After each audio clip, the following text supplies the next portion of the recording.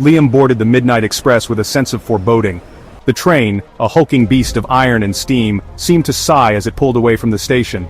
Rain lashed against the windows, blurring the city lights into an impressionistic smear. Liam, a journalist hungry for a break, clutched his briefcase, its contents his only lead in the baffling murder of tech mogul Elliot Kane. The train car was sparsely populated. An elderly woman knitted furiously, her needles clicking like a metronome. A businessman in a rumpled suit stared intensely at his laptop, his face illuminated by the screen's cold light. Liam settled into his seat, the plush velvet doing little to ease the knot of unease in his stomach. He was walking into a story, a mystery that promised more danger than he could have imagined. The rhythmic clatter of the train lulled Liam into a state of uneasy vigilance.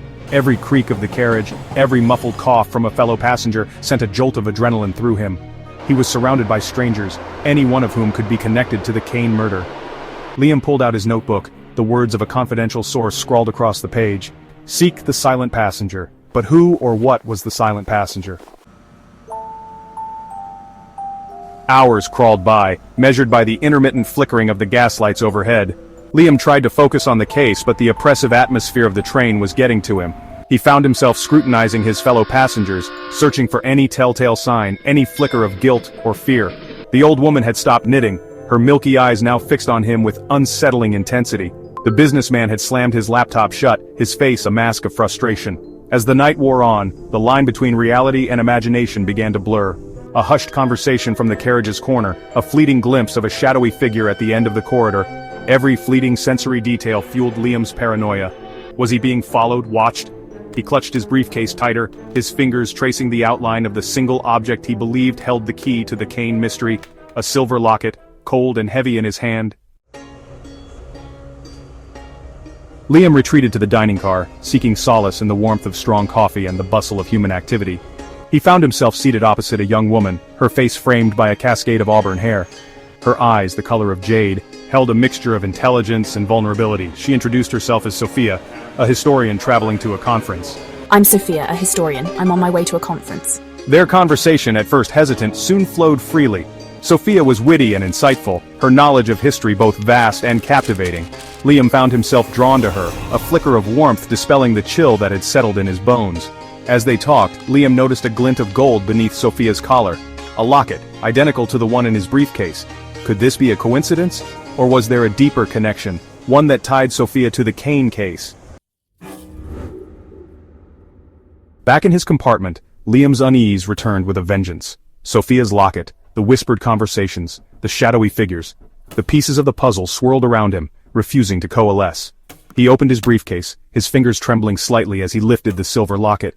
It was identical to Sophia's, down to the intricate engraving on its surface. He had to know more. He sought out Sophia, finding her in the observation car, gazing out at the moonlit landscape. He confronted her about the locket, his voice trembling with a mixture of suspicion and hope. This locket belonged to my grandmother. She died under mysterious circumstances years ago. She was Elliot Kane's former lover. The revelation hit Liam like a physical blow. He was on the right track, but the path ahead was more treacherous than he'd imagined. He was dealing with secrets, buried deep and guarded fiercely, and someone, it seemed, would go to any lengths to keep them hidden. A sudden ear-splitting shriek ripped through the train, jolting Liam back to the present.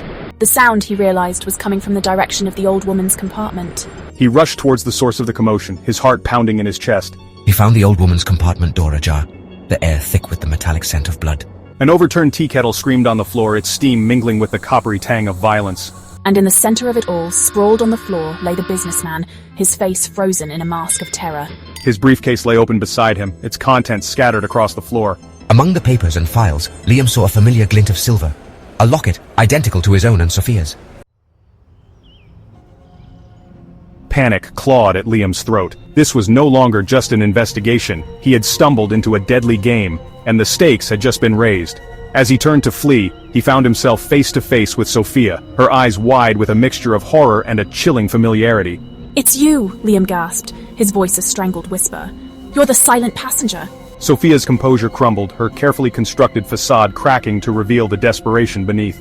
"I had to," she whispered, her voice raw with emotion. "They killed my grandmother, framed her for a crime she didn't commit. I had to find the truth, clear her name." Before Liam could process her words, a dark figure emerged from the shadows behind Sophia. The figure lunged, a glint of metal flashing in the dim light. Liam instinctively threw himself to the side, the figure's blow narrowly missing its mark. Adrenaline surged through Liam's veins as he scrambled to his feet. He had to escape, to get help. He raced down the narrow corridor, the train's rocking motion threatening to send him sprawling. Behind him he heard the pounding of footsteps, the desperate cries of pursuit.